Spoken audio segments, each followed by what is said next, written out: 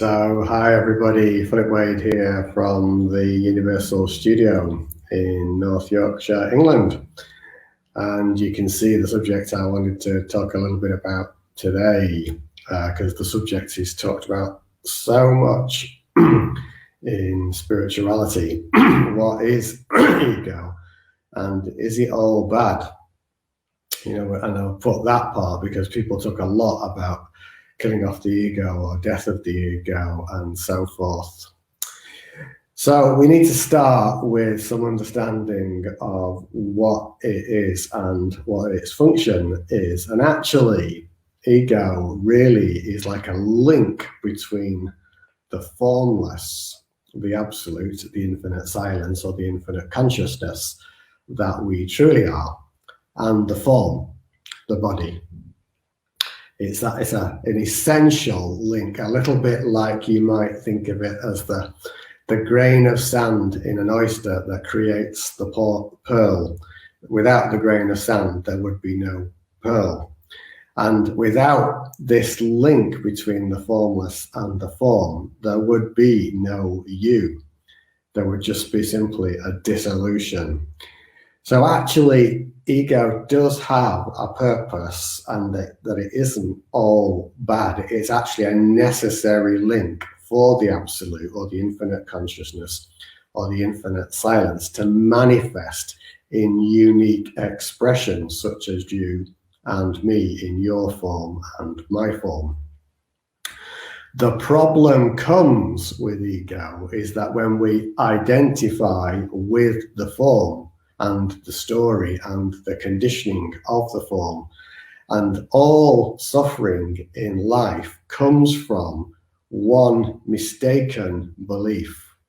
And that belief is simply that all you are is the body-mind, forgetting the source of all this, the infinite silence or the infinite consciousness. And so suffering then ensues, because what this belief does is creates a sense of separation from the essence, and that creates a sense of polarities and the dualistic way in which we love, sort of love, hate, tall, small, hot, cold, things like this. We tend to live by polar opposites. And the ego develops through childhood into teenage years, into adulthood, and continues to shapeshift and form from all of the experiences and the emotional body that gets built up by these experiences. And all of that stems from the belief that all you are is the body-mind. But without that essential ingredient of the link of the ego in place first place, there wouldn't be a unique expression of you and me. And one insight that came to me from the infinite silence in meditation is that it is this: variety is my cause. The absolute or the infinite silence seeks to express and experience itself in infinite variety. And without the ego, that would not be possible. So the ego in itself is actually not a problem. It's the identification with it. Let me say that again. It's the identification with it, the belief that that's all you are, the ego mind or the body-mind complex, that creates the suffering that the Buddha talked about. So when we're looking for spiritual self-realization as seekers, actually, we're not trying to kill off the ego or make it into the enemy. What is actually happening is a dissolution of the identification with it as that which you are. And it is the dissolution of that identification, along with, and this happens in parallel, the dissolution of the emotional body, that brings an end to the suffering.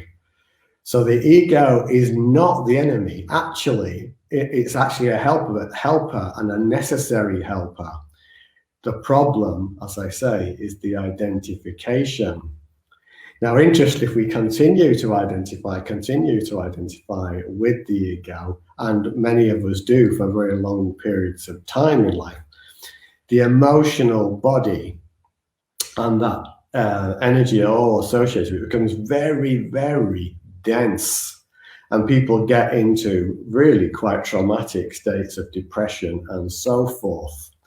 And this can, and sometimes does, lead to catastrophic collapses of the identities, a little bit like a nuclear bomb in the way that works.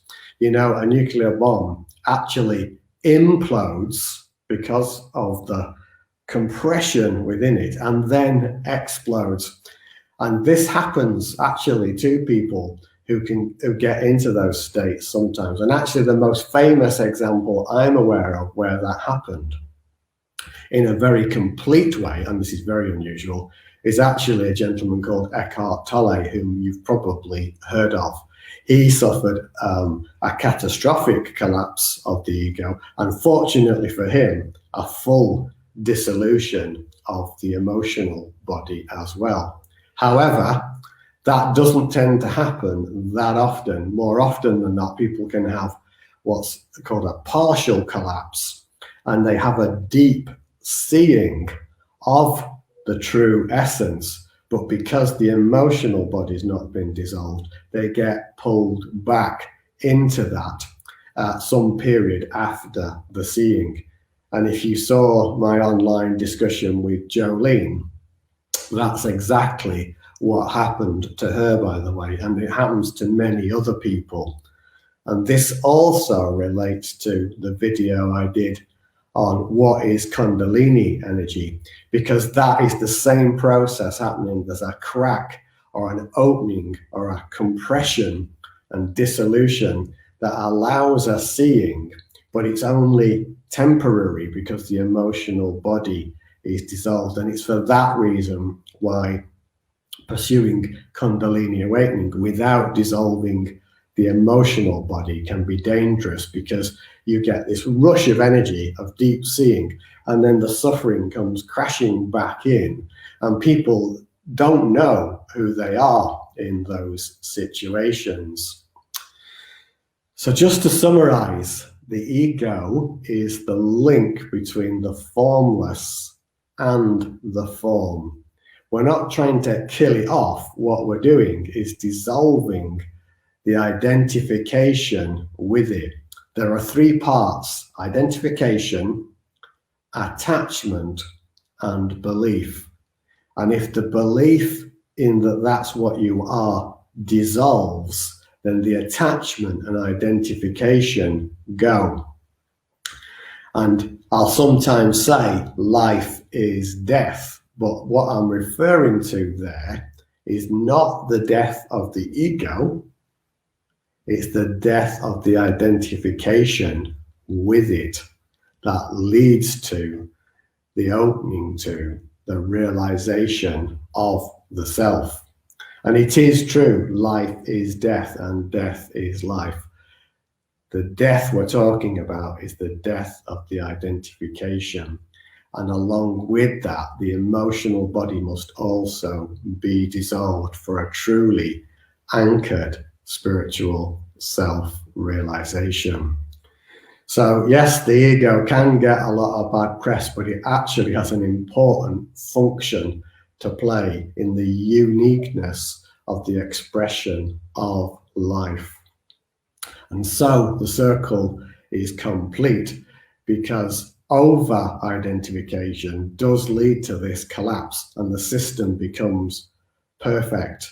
But it's much, much easier to follow your heart and the opening and invitations coming from that, because that leads to a more gradual dissolution of the emotional body and the identification, and then the flowering, the realization of the self, the lotus blossoming, becomes a simpler and easier process and a less rocky road.